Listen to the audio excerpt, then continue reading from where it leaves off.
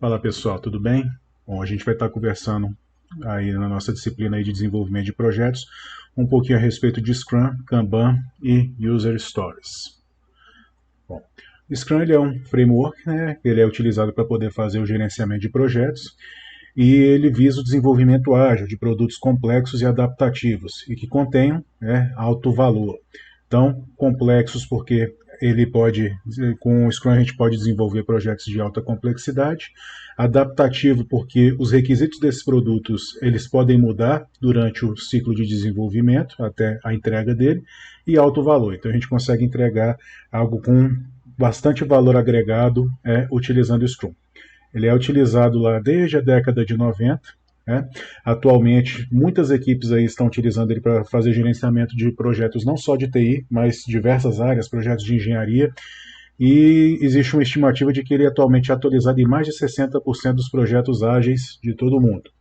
Não é uma metodologia de gerenciamento de projetos, mas é um conceito, né, é um conjunto, na verdade, né, de conceitos e técnicas que permitem a gente aplicar outros conceitos e técnicas, como eu vou estar mostrando aqui para vocês. E exemplo disso é o Kanban, e as próprias user stories. Então, assim, a gente consegue agregar coisas ao Scrum, né? Ele tem aquele framework pré-definido dele, a gente consegue agregar coisas para que a gente possa utilizar, né? E isso vai continuar sendo Scrum desde que a gente respeite aquele core dele. Ele é fundamentado em teorias empíricas a respeito de controle de processo, e foi desenvolvido e é mantido atualmente, né, pelos seus criadores, pelo Jeff Sutherland e pelo Ken Schwaber. Então, de tempos em tempos aí, o Jeff e o Ken, eles fazem atualizações a respeito do Scrum, divulgam isso através da internet.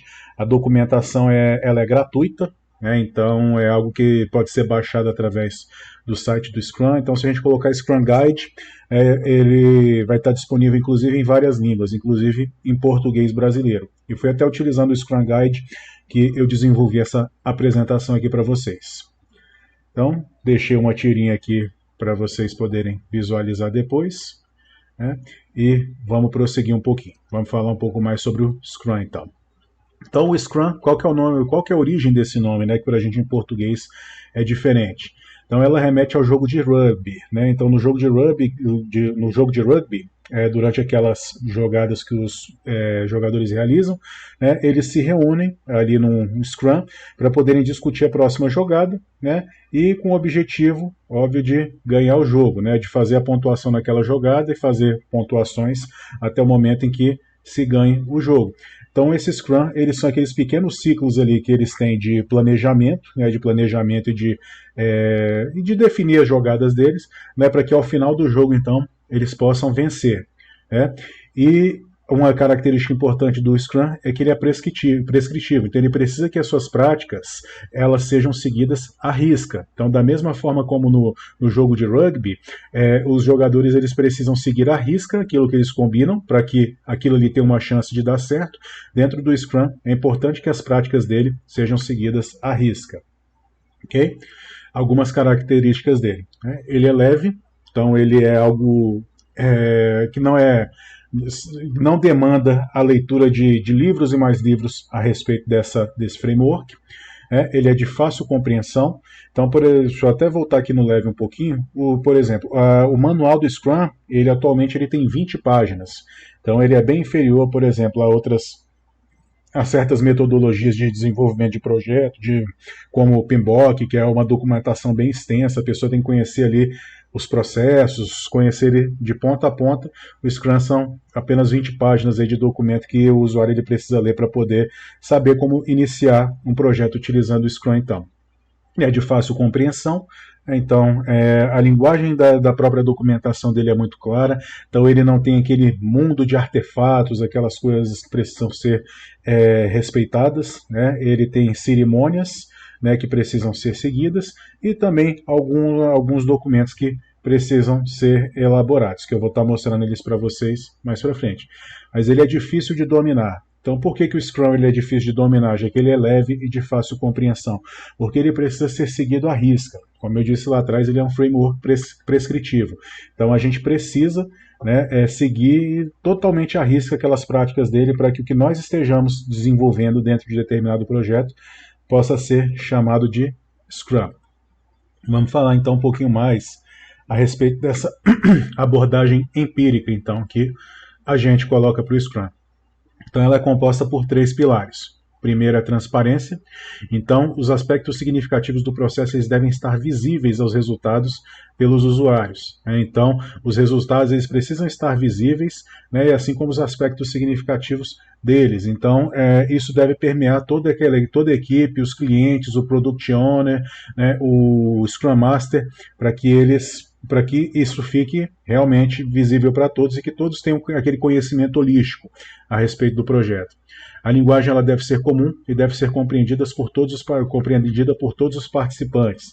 Então, desde o Product Owner até o time de desenvolvimento, a linguagem ela tem que ser uniforme, ela tem que ser clara. Dentro do Scrum, a gente procura falar de forma clara para que o cliente ele consiga compreender aquilo que está sendo passado para ele. Outro pilar, a inspeção. Então, os usuários têm que inspecionar frequentemente os artefatos e o progresso, né, e eles vão buscar, então, variações, coisas que estão saindo ali daquela linha central do projeto.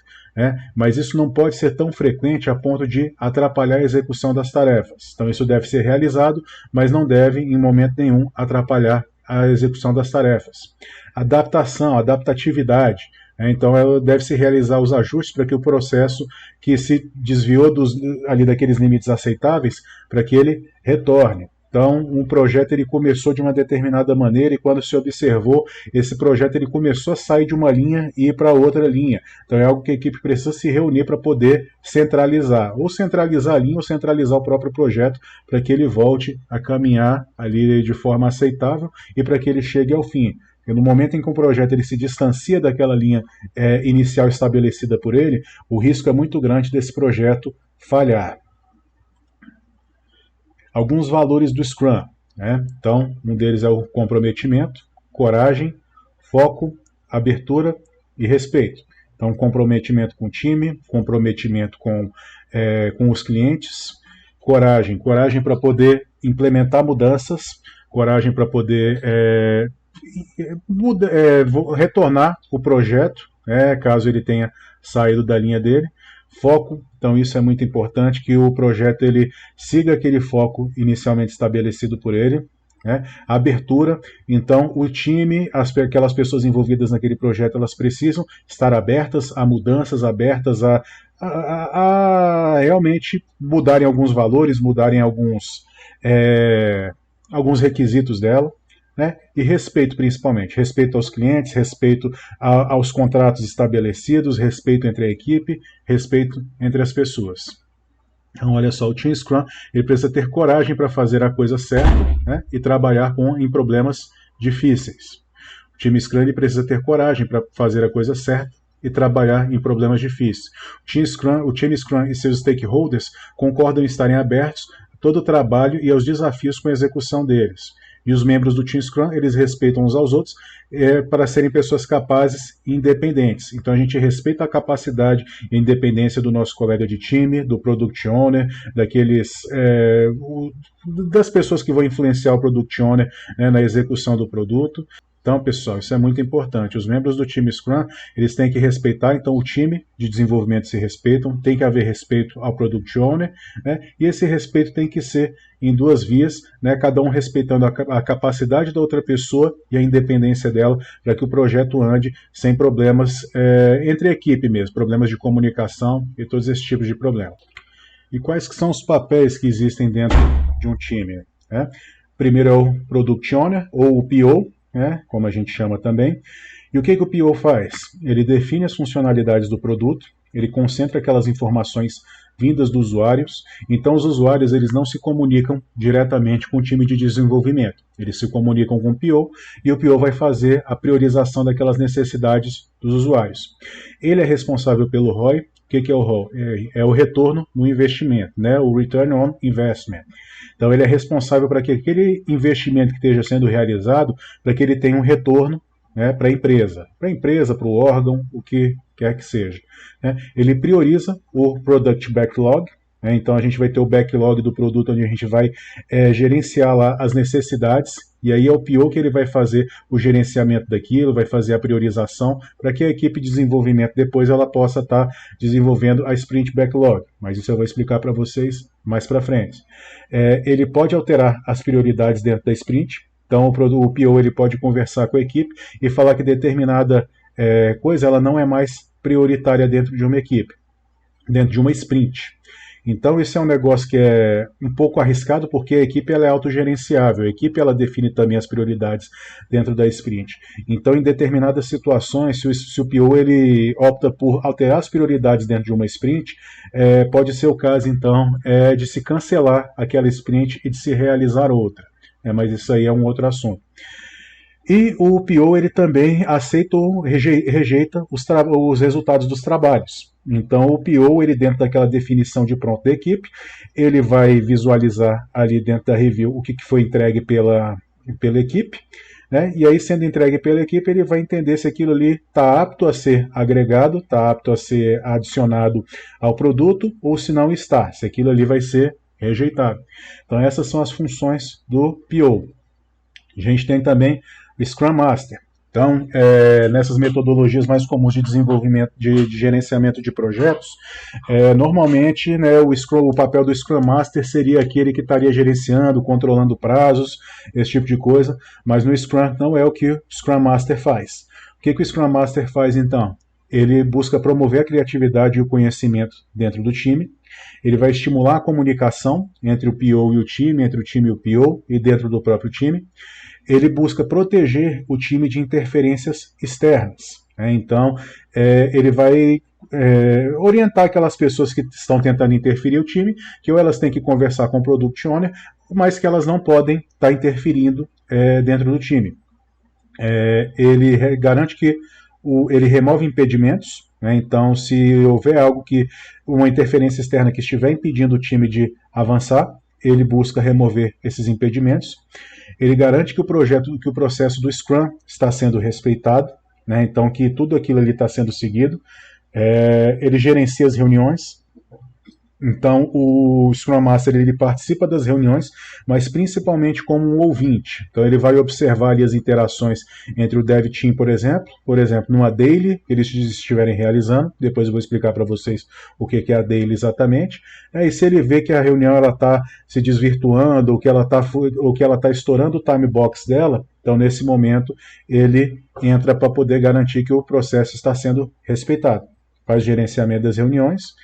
Ele integra o cliente e o desenvolvimento, então ele vai orientar aquele cliente sobre o funcionamento do processo do Scrum para poder estar sendo desenvolvido o projeto, e ele apoia o PO para poder maximizar o retorno no investimento. Ok? Temos também, então, por último, o Dev Team, que é o time de desenvolvimento mesmo. Então é um time que é multifuncional. Então as pessoas elas não têm dentro do Dev Team habilidades específicas. Então dentro de um Dev Team Scrum não existe um analista de banco de dados, não existe um desenvolvedor, não existe um tester. Todos fazem tudo ali, todos pegam as próximas tarefas e fazem, e ninguém tem um papel específico dentro do time. O Dev Team ele define o objetivo da sprint, e especifica os resultados dos trabalhos. Então o Dev Team ali naquela reunião que eles vão fazer para o planejamento da sprint, eles vão definir então o objetivo dela, e vão especificar qual o resultado que aquela sprint pretende alcançar. Ok? O Dev Team faz o necessário para poder atingir os resultados, então eles têm que buscar ali dentro daquilo ali que foi definido atingir os resultados. O Dev Team ele é auto-organizável. Então, eles definem algumas coisas a respeito eles definem o que vai acontecer dentro da sprint, eles definem as responsabilidades, cada desenvolvedor dentro de um dev team, cada ator dentro de um dev team, ele assume as responsabilidades dele, então a responsabilidade é específica das pessoas, elas se autorresponsabilizam, ele apresenta os resultados da sprint. Então, quando a gente estiver chegando ao fim de uma sprint, ele vai fazer a apresentação desses resultados. Somente ele cria incrementos. Então nem o Product Owner, o PO, e nem o Scrum Master colocam a mão no código. Então é a responsabilidade do Dev Team criar os incrementos. O Dev Team ele faz o gerenciamento do próprio trabalho dele. então é algo que depois eu vou estar demonstrando para vocês melhor como fazer isso, né? E ele não possui, como eu disse lá em cima, subtimes destinados a domínios específicos. Então a gente não vai ter AD, não vamos ter DBA, não vamos ter desenvolvedor front-end, desenvolvedor back-end. O time todo ele tem que se ajudar e as pessoas dentro do time elas fazem tudo. Então, obviamente que a gente vai sempre procurar priorizar, o time naquela auto-organização dele vai procurar priorizar aquelas tarefas que são mais confortáveis para alguns times, né, para que eles possam desenvolvê-la com maior rapidez, com maior tranquilidade, né, mas a pessoa ela não está ligada somente a uma função, ela pode estar realizando outras funções ali também. E aí, quais que são as responsabilidades do Scrum Master, né, junto ao PO? Então, o Scrum Master ele busca prospectar técnicas, né, para o gerenciamento efetivo do Backlog Product. Então, o Scrum Master ele vai estar buscando conversar ali com o PO para que ele faça o correto gerenciamento, né, do Backlog Product. Então, do backlog do produto mesmo. Né? Ele procura comunicar com clareza e a visão, o objetivo e os itens do Backlog Product para o Dev Team. Então, ali, apesar do Dev Team ele poder orientar, do Dev Team ele ter aquela capacidade de editar os cartões, né, que vão ser desenvolvidos por ele, mas se houver algum cartão que não foi bem escrito, que não está claro, que foi disponibilizado pelo PO, é uma responsabilidade do Scrum Master conversar com aquele PO para que ele faça o ajuste daqueles cartões, né, e até orientá-lo mesmo. Ele ensina o Dev Team a criar itens de Backlog Product de forma clara e concisa, né? Então o Dev Team ele vai identificar certos produtos do backlog, né, que eles vão ter que ser repassados para o PO, e o PO vai priorizá-los, vai entender se eles são importantes ou não, se eles merecem estar no Backlog Product, né, e aí ele vai adicioná-los se for o caso. Né, ele compreende, ele busca compreender, ele procura ensinar, né, o PO a compreender a longo prazo o planejamento do produto no ambiente empírico. Então, utilizando o Scrum, pessoal, a gente não tem coisas como, por exemplo, a gente tem dentro do PMBOK, que é a definição de um prazo final de alguma coisa. Ali a gente vai trabalhar durante as sprints, né, e o comprometimento do time em relação ao prazo é em relação ao prazo da sprint. Ok? E aí o PO ele precisa estar ciente disso então, que ele não vai conseguir ali arrancar da equipe um prazo final para entrega de todo o projeto, porque como o projeto ele é variável, ele se modifica, então é algo que não é possível se fazer com tamanha precisão. Ok? O Scrum Master ele também junto ao PO ele tem a responsabilidade de compreender e praticar a agilidade, né? Então ele tem que mostrar para o PO ali como praticar a agilidade e como compreendê-lo, e ele também tem como função facilitar os eventos Scrum conforme eles sejam exigidos ou necessários. Então, o Scrum Master está sempre ali para poder fazer com que o que seja definido dentro do Scrum seja efetivamente realizado. E quais que são, pessoal, as responsabilidades do Scrum Master junto ao Dev Team? Né? Então, ele precisa treinar o Dev Team em autogerenciamento e interdisciplinariedade. Então ele vai orientar o Dev Team para que ele se autogerencie, para que as pessoas ali, elas tenham aquela responsabilidade própria e que elas procurem realizar bem o seu trabalho dentro disso. Né? Ele vai ensinar e liderar o Dev Team na criação de produtos de alto valor. Ele vai impedir impedimentos para o progresso. Então está havendo uma interferência externa, se há uma necessidade de uma informação de uma determinada área que está travando o processo. Então o Scrum Master ele pode correr atrás disso, né, juntamente com o Product Owner. Né, ele vai facilitar os eventos Scrum, então ele vai fazer com que esses eventos ocorram de acordo com a cartilha que propõe os eventos, né, dentro do Scrum. E ele vai treinar o Dev Team onde o Scrum não é totalmente adotado e compreendido. Então, toda vez que o PO ele perceber que o Dev Team ele está realizando uma prática que está fora do escopo do Scrum, ele vai procurar orientar o Dev Team para que ele volte ali para o centro de novo da linha. Ok? Vamos falar um pouquinho agora a respeito do Product Backlog. Então, o Product Backlog, ele é aquela lista ordenada de tudo que é necessário para o produto. Então, todas aquelas necessidades, todos aqueles requerimentos que a gente tem para um determinado projeto, as suas funcionalidades, tudo isso vai ser colocado dentro do Product Backlog. Então, o Product Backlog ele vai ser aquela lista com todas as coisas que são necessárias para que aquele projeto ele seja executado corretamente. Ele tem origem única, que parte do Product Owner, e qualquer mudança nele pode ser realizada. Ele é de responsabilidade do Product Owner, então, como eu falei com vocês, bem como o conteúdo dele, a disponibilidade dele e a ordenação. Product Backlog, pessoal, ele nunca está completo. Então ele vai sempre ter alguma coisa ali para poder ser acrescentada a ele, até o fim do projeto. Pode ser acrescentada, pode ser retirada, pode ser modificada. O Product Backlog ele vai sempre existir enquanto o produto existir. E aí uma característica dele, o que deve ter dentro do nosso Product Log? Características, funções, requisitos, melhorias e correções que precisam ser feitas no futuro, então em futuras versões. E aí ele também possui como atributos a descrição, a ordem, a estimativa e o valor. Então a tarefa dentro do Product Log ela precisa ter uma descrição, ela precisa ter uma ordem de execução, ela precisa ter uma estimativa de tempo que ela vai ser executada, somente a tarefa, não o projeto inteiro, e também o valor daquilo. Então, qual que é o custo daquela funcionalidade, daquela tarefa. Vamos falar um pouquinho agora a respeito de incrementos. Então, ao fim de cada sprint, a gente vai gerar então um incremento para ser adicionado àquele produto final. Então, a soma de todos os itens do Product Backlog, completados durante a sprint, e o valor dos incrementos das sprints passadas. Então, é o que são os incrementos. Ao final da sprint, um novo incremento ele deve estar pronto. Então, sempre ao final de cada sprint, a gente deve ter um novo incremento para poder ser adicionado ao sistema. Ele deve ser utilizável independentemente de o Product Owner decidir ou não incorporá-lo. Então, os incrementos eles têm que ter aquela definição de pronto deles, que depois eu vou estar explicando para vocês melhor. Então, aquilo que está sendo entregue ao fim da sprint não pode estar carente de testes, não pode estar carente de qualidade, não pode estar carente de funcionamento. Então, deve ser um incremento utilizável, e aí é a decisão do PO incorporá-lo ou não à versão principal ali do produto. Ok? E eles devem ser integrados, então, aos incrementos anteriores, E aí eles têm que estar completamente testados, o que vai fazer garantir que todos os incrementos eles vão poder funcionar adequadamente juntos, Então eles vão ser integrados e vão funcionar perfeitamente. Ok, pessoal?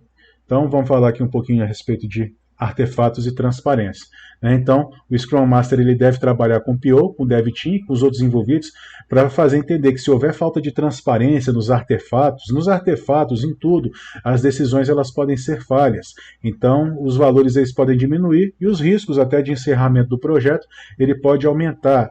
Então, o que a gente está falando? A informação ela tem que estar disponível a todos, disponível para todos.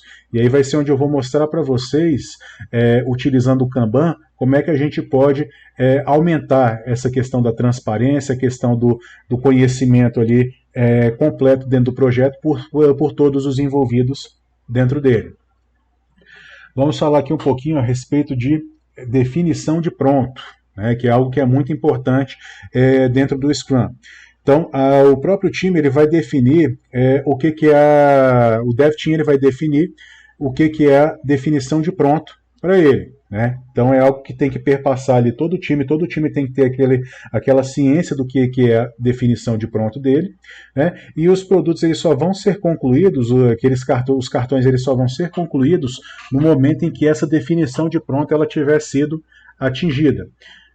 E aí até com o amadurecimento do time, a evolução dele, a gente permite que essa definição de pronto ela evolua. Então a gente vai fazer a evolução dessa definição de pronto, para que ela tenha critérios mais rigorosos e para que ela tenha uma qualidade, para que os produtos eles tenham uma qualidade mais elevada. Ok? E aí vamos falar aqui um pouquinho, pessoal, a respeito então, né, dos eventos Scrum, eventos em geral mesmo. Então eles criam uma rotina, né, e necessitam e minimizam a necessidade de reuniões não definidas. Então o ideal é que não aconteçam essas reuniões não definidas, porque as reuniões do Scrum elas já têm essa ideia de que elas sejam suficientes para que o time ele consiga desenvolver um trabalho dela. Esses eventos Scrum, eles possuem uma duração máxima, então vai ser algo que vocês vão me ouvir falar muito, vai ser a respeito de time box. Então, os eventos eles precisam respeitar o time box dele. Se ultrapassar o time box, eles precisam ser concluídos, depois volta-se a ser discutido isso. E principalmente, qual que é o objetivo disso? É para que não se utilize essas reuniões para falar sobre assuntos que não dizem respeito a essas reuniões. Então, por isso que o time box ele deve ser respeitado sempre. Né? Então, ao início da sprint, a duração dos eventos ela é fixada, né? E aí ela não pode ser modificada durante a sprint para mais ou para menos. Né? Então, à medida que a complexidade do projeto ela vai aumentando, o time vai ganhando maturidade, ele vai entender se aqueles time boxes daqueles eventos eles estão adequados, né, para aquilo, ou se eles não estão adequados. E aí, com isso, durante as sprints, entre as sprints, né, o time ele vai poder verificar se não é necessário talvez aumentar um pouco, diminuir um pouco o prazo de determinados eventos. Mas a gente tem que sempre observar os limites máximos para esses eventos, senão é o momento em que a gente ultrapassa esses limites máximos, é onde o projeto começa a desandar, então começa a se perder foco dentro de um determinado projeto. Então, são os eventos Scrum, a reunião de planejamento da sprint, né? A reunião diária, que é a daily, a daily Scrum, né? A reunião de revisão da sprint, que é a sprint review, e a reunião de retrospectiva da sprint, que é a sprint retrospective. Né? São esses eventos, eu vou conversar com eles a respeito deles com vocês um pouquinho mais para frente. Então, olha só, pessoal, a sprint, né, ela tem duração de, no máximo, um mês. Né? Então, o ideal aqui seriam sprints, na verdade, de 1 ou 2 semanas, né, mas se houver necessidade de sprints maiores, né, elas podem ir até um mês, no máximo. Isso para quê? Para que o time ele não perca o foco daquilo que eles estão fazendo. Durante as sprints, não são feitas mudanças que coloquem em risco seus objetivos. Então, isso é muito importante. As metas de qualidade não diminuem durante as sprints, né, e o escopo ele deve ser clarificado e renegociado entre o PO e o Dev Team com aprendizado. Então, pode haver ali um refinamento do escopo, né, daquele produto durante as sprints, que ocorre entre o PO e o Dev Team. E essa sprint ela deve conter, então, o que deve ser construído, o plano, né, que a equipe que o Dev Team vai projetar para poder guiar a construção, né, o trabalho e o resultado do produto. Então ali o time ele vai selecionar cartões ali do Product Backlog e vai avançar ali dentro daqueles cartões definidos. Né? E aí com isso, no momento do planejamento, né, da planning, eles vão verificar então qual que é o objetivo daquela sprint. Então qual que é o objetivo geral daquela sprint que vai ser atingido através da execução daqueles cartões. Então assim se define o objetivo geral daquela sprint. Vamos falar aqui a respeito de cancelamento da sprint, que é algo que pode ocorrer, né, dentro do Scrum. Então ele pode ocorrer antes do fim do time box dela. Então, ali se a equipe de desenvolvimento conversa com o PO e eles verificam que aquela sprint ela perdeu o objetivo dela, ou que o objetivo dela não é mais necessário ou importante, né, pode se realizar, então, o cancelamento dessa sprint. Né? Aqui, como eu disse, então, ele pode ocorrer se o objetivo tornar-se obsoleto.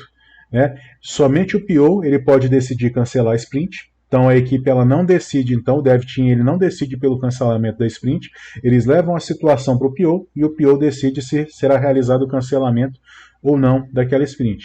E aí, no momento em que é realizado o cancelamento daquela sprint, né, inicia-se o planejamento então de uma nova sprint. Ok? Então vamos lá um pouquinho, conversar aqui a respeito desse evento então, reunião de planejamento da sprint. Então, para a gente realizar o planejamento de uma sprint, se ela for de uma semana, né, a duração máxima dessa reunião ela tem que ser de 2 horas. Ok? Então, se ela for um mês, no máximo 8 horas essa reunião, e se a sprint ela for de 2 de uma semana, no máximo 2 horas. E o que busca, então, o planejamento da sprint responder? Né? Ele busca responder, então, essas seguintes questões. O que pode ser entregue com resultado, né, do incremento da próxima sprint, e como o trabalho realizado para fazer a entrega daquele incremento, ele vai ser realizado, então. Então, o planejamento da sprint, dentro do planejamento da sprint, o Dev Team ele busca responder essas duas perguntas aqui. Pessoal, somente o Dev Team ele pode avaliar o que vai ser completado ao longo da próxima sprint. Então, o PO ele não tem ingerência sobre isso. É a sprint que vai definir. A gente vai ter uma estimativa do esforço que aquela equipe consegue desenvolver dentro de uma sprint, e através disso a equipe ela vai fazer o cálculo, né, de quanto esforço eles podem abraçar durante aquela semana para que eles façam a entrega do incremento ao final da sprint. Né? E o que são as entradas da reunião de planejamento da sprint? O que a reunião de planejamento da sprint ela precisa de documentação, né, ou de outras coisas para que ela seja realizada? Então, em primeiro lugar, do backlog do produto, porque aquela sprint ela vai ser definida com base no backlog do produto, né? O último incremento do produto, então vai se olhar então o que foi entregue lá atrás, né? Se não for a primeira sprint, né, que esteja ocorrendo, a capacidade projetada do Dev Team. Então é isso que eu falei para vocês. Então vamos supor que o Dev Team ele consiga entregar uma determinada pontuação, né? A gente utiliza pontuação onde cada ponto ele equivale a um dia, né? Então a capacidade de uma equipe de 5 pessoas, vamos supor que seja entregar 40 pontos por semana. Então a gente vai fazer a metrificação daqueles cartões, daquelas tarefas, e a gente vai fazer com que essas novas tarefas elas não ultrapassem esse valor então de 40 pontos, por exemplo. E aí cada time ele tem a sua pontuação, a complexidade ela varia, né? E algo que é importante também, até para poder fazer a metrificação correta disso, é o desempenho passado do Dev Team. Então, se na sprint anterior foram projetados 40 pontos, mas a equipe ela só entregou 30, por exemplo, então isso também tem que contar no cálculo, né, do esforço para ser realizado dentro dessa sprint. Ok, pessoal? E aí, a sprint, então, né, quais são os objetivos da sprint? Né? Então, a sprint, no momento em que a gente realiza a planning, né, a gente vai pegar produtos ali do backlog e vai jogar para dentro da nossa sprint, ok?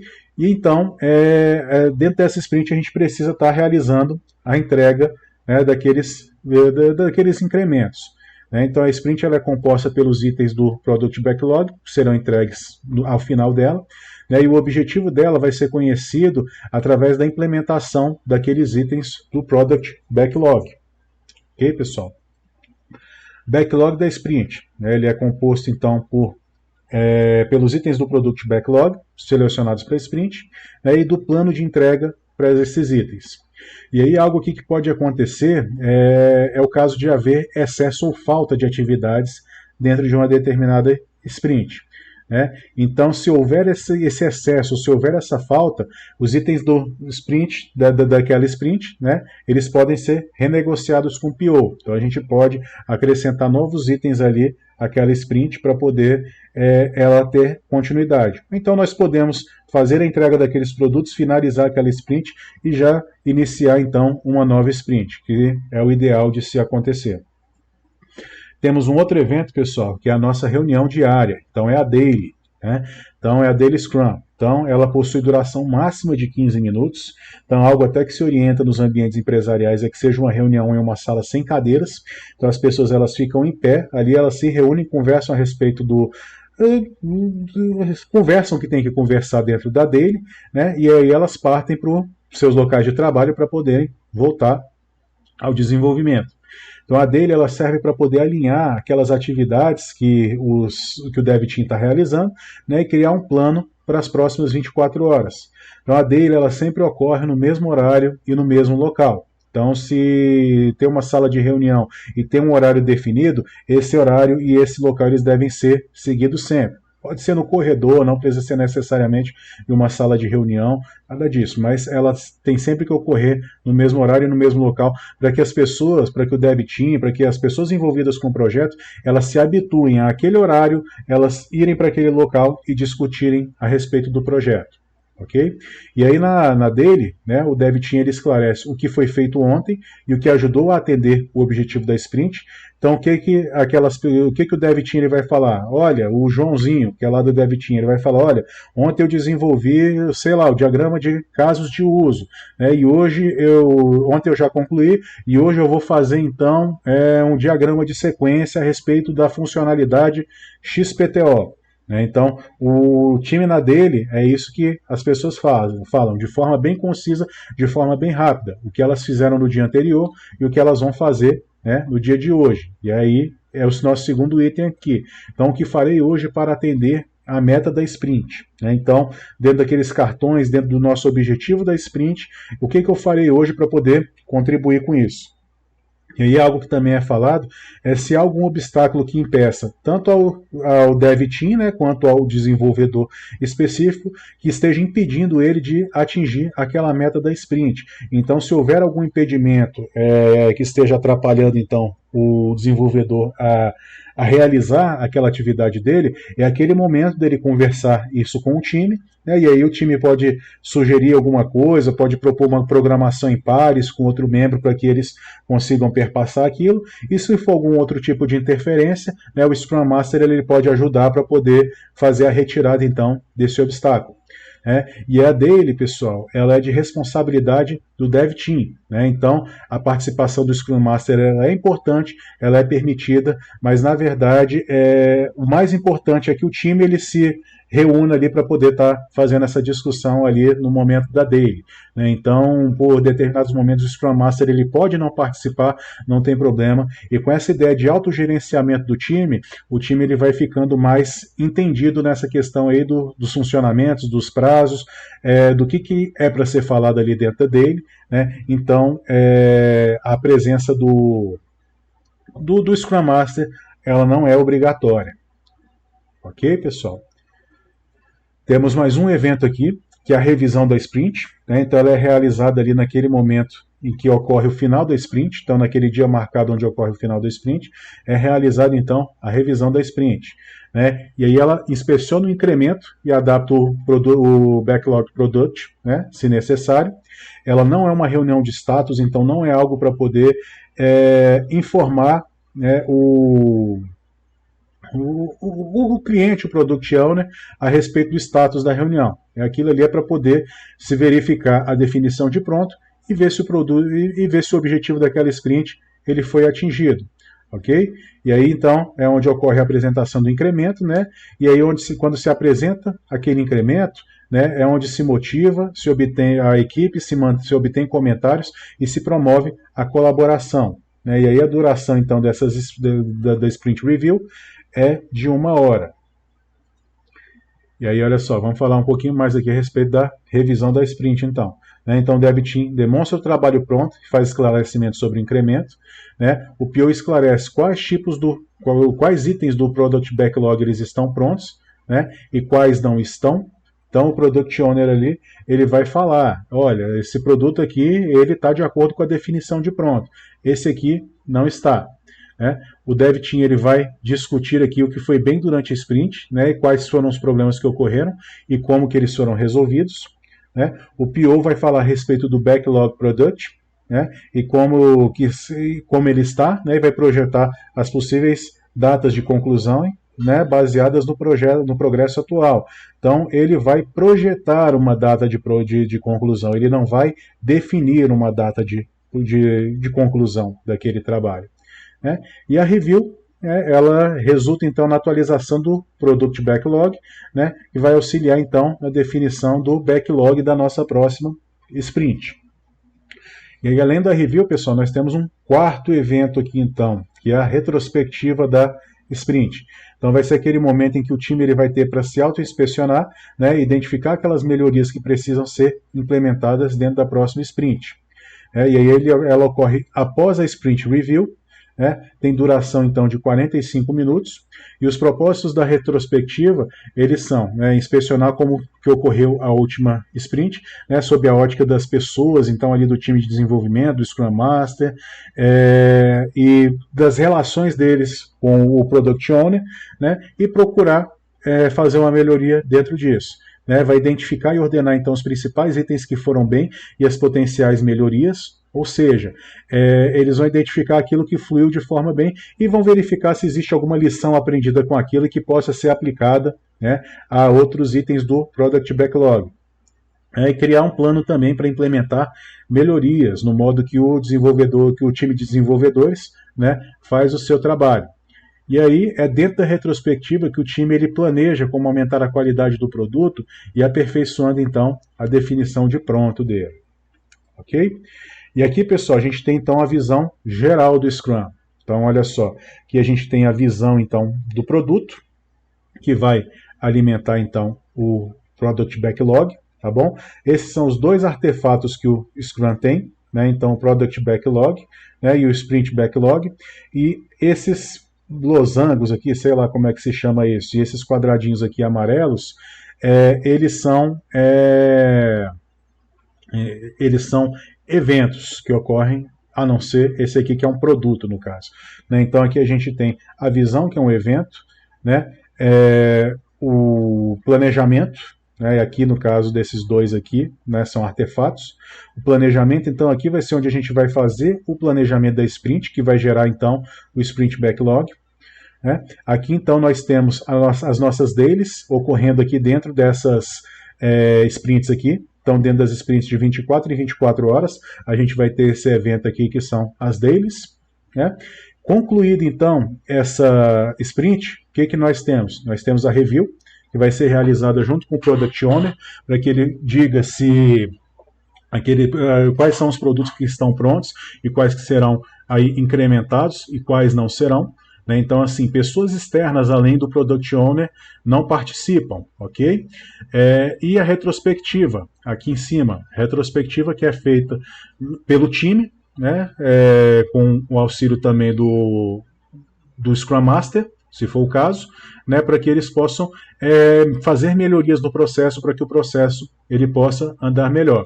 E aqui no final a gente tem um produto, né? Então um produto potencialmente entregável, né? Um incremento de produto potencialmente entregável, que é o nome disso aqui. E aí dentro do Scrum, pessoal, a gente tem aqui então um burn down, né? Que aqui a gente tem então um gráfico que demonstra a quantidade de pontos, né, que tem para ser desenvolvido em todo o projeto, e aí à medida que a equipe de desenvolvimento vai desenvolvendo e vai fazendo a entrega desses produtos, e que essas entregas vão sendo aceitas, o que vai acontecendo? Essa pontuação ela vai diminuindo, né, até o momento em que ela chegaria ao final do projeto. E aí a gente sabe que no meio do projeto pode ter o acréscimo de novos cards, tudo isso, então essa linha aqui ela pode tanto subir quanto ela pode descer, mas a tendência dessa linha aqui ela tem que ser descendente, né? Porque senão, se ela for reta ou se ela for para cima, isso é um indicativo de que o projeto ele não está caminhando bem e que ele provavelmente ele não vai conseguir ser concluído. E como é que a gente faz, pessoal, para poder fazer o controle dessa pontuação, desses cards, né? E até o controle das tarefas concluídas. Vou estar mostrando aqui para vocês, então, uma ferramenta que pode ser utilizada pelo Scrum, né, e que ela, na verdade, ela é largamente utilizada, mas ela não faz parte do Scrum, que é o Kanban. Ok, pessoal? Então, o Kanban ele é um termo japonês, né, que significa cartão, e o Kanban ele foi desenvolvido lá pela década de 70, 80 pela Toyota. Então, a Toyota ela desenvolveu esse sistema Kanban para poder fazer o desenvolvimento dos veículos dele, né, e ela viu que esse sistema ele era muito útil para poder realmente ajudar na produtividade. Então ele é um sistema ágil e visual para o controle da produção, né, ou gestão de tarefas. Por que ele é ágil, pessoal? Porque ele permite a visão geral das tarefas, né, e o gerenciamento rápido delas. Então a gente consegue ter a visão holística daquele projeto. A gente consegue ver o projeto como um todo e não vê-lo somente como etapas, né, o que impede a gente de ter uma visão clara a respeito daquilo ali até o final. E ele é visual também, né, porque ele possui um esquema claro, né, de colunas e cartões, que facilitam a visualização completa do projeto, né, pela equipe. Olha só, pessoal, importante eu falar isso aqui para vocês. O Kanban, ele não é uma to-do list, tá? Apesar de ser até parecido, ele não é uma to-do list, ele é muito mais do que isso. E o Kanban também não é o Scrum. Então o Kanban, ele é algo que é utilizado pelo Scrum, né, para poder agregar valor, agregar funcionalidades, né, ao Scrum. Quando a gente utiliza corretamente o Kanban, o que a gente ganha? Né? Ele favorece a autonomia do time, então por ele ser acessível ali a todo mundo, né, ele permite que a gente visualize os status das entregas, né, e o que precisa ser realizado. Então ao invés da gente ter um gerente de projetos que vai ficar ali acompanhando, anotando as tarefas que foram concluídas, na verdade essa responsabilidade ela passa a ser dividida pelos membros do time, que é algo chamado autorresponsabilização. Então eu vou estar conversando com vocês aqui no final um pouquinho mais a respeito disso. Ele auxilia na priorização das tarefas. Por quê? Porque ele favorece essa visão holística do projeto. Então a gente vai olhar o projeto como um todo. Então ele vai permitir que a gente olhe aquelas tarefas e a gente consiga compreender a dificuldade delas, né, e a ordem de precedência delas. Então tal tarefa ela precisa ser realizada antes da outra. Né? Então a gente, para poder desenvolver esse cartão, a gente precisa desenvolver o outro cartão antes. Então, o cartão X, para ele estar desenvolvido, ele precisa que antes o cartão Y ele já esteja desenvolvido e entregue. Kanban, quando bem utilizado, pessoal, ele aumenta a propriedade. Por quê? Porque ele permite que aquela equipe veja aquilo ali, o projeto inteiro, e ela consiga visualizar o que foi entregue, o quanto esforço teve envolvido naquela entrega, e aí é possível a equipe traçar estratégias para poder reduzir o esforço, né, na entrega de determinados produtos e mantendo ainda assim a qualidade. Ele também reduz custos. Então, com esse modelo simplificado de gerenciamento, o Kanban permite visualizar ali onde aqueles recursos estão sendo dispendidos, por exemplo, de forma maior, né, e permitir que a equipe tente realizar o controle disso. Ele estimula a colaboração. Então, como todos ali têm a visão, como ali é uma visão geral, todos ali estão vendo o que todos estão fazendo, então isso favorece a empatia. Então, um determinado membro do time ele vai olhar para o colega dele, ele vai saber que ele está com uma tarefa mais difícil. Né? Se aquele colega, ele falar que teve um problema ali no desenvolvimento da funcionalidade dele, um colega que está vendo a tarefa dele ali, que tem uma visão mais clara daquela tarefa, que tem uma experiência maior no desenvolvimento daquela tarefa, ele pode estar ajudando aquele colega a estar fazendo o desenvolvimento disso. E aí, com isso, melhora, inclusive, o clima organizacional dentro da equipe. Então, mais uma vez, a gente reforça aquilo que foi falado lá atrás, pessoal. Transparência. Então, todos precisam saber o que todos estão fazendo. Isso é muito importante. E aí, por fim, a autorresponsabilização. Então, a visão geral daquelas tarefas concluídas, da produtividade, ela vai permitir, né, diferenciar então a produtividade dos membros do time. Então, dentro de um time onde todos colaboram, onde todos procuram ser úteis, né, dentro daquilo ali que é necessário para que o time ele realize o trabalho, isso é algo que é praticamente transparente. Então, as pessoas se autorresponsabilizam e não percebem. Mas, por exemplo, pode ter times onde tem aquela pessoa que gosta de dar uma enrolada, que gosta de encostar as coisas, de dar uma desculpa no final. Então, o que acontece? Não vai precisar alguém, um gerente, estar chamando a atenção daquela pessoa, porque o próprio quadro ele vai estar demonstrando que aquela pessoa ela não está sendo tão produtiva quanto os colegas dela. Né? Então isso, de certa forma, é um puxão de orelha delicado, né, naquela pessoa, para que ela passe a se esforçar mais, para que ela busque atender aqueles objetivos, né, assim como os colegas dela estão fazendo. Ok, pessoal? Então vamos mostrar um Kanban aqui para vocês. Então esse aqui é um exemplo de Kanban que a gente tem. Né? Então aqui a gente tem um quadro, que é esse quadro branco aqui que se utiliza, pode ser um quadro de vidro, pode ser um Trello, que eu vou mostrar para vocês aí na prática depois. Né? Aqui a gente tem colunas, então a gente tem aqui, por exemplo, nesse Kanban aqui, as histórias do usuário, as coisas a serem feitas, né? Então aqui seria a espécie do Product Backlog, né? E aqui a gente seria o Sprint Backlog. Aqui, então, são as tarefas que estão em andamento, né? O in progress aqui, aquelas tarefas que estão andando.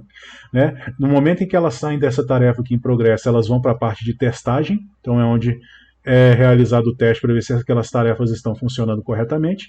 E aí, no momento em que for homologado aqui cada cartão desse, né, eles vêm aqui para a parte de done, então, concluído. Então, são tarefas concluídas.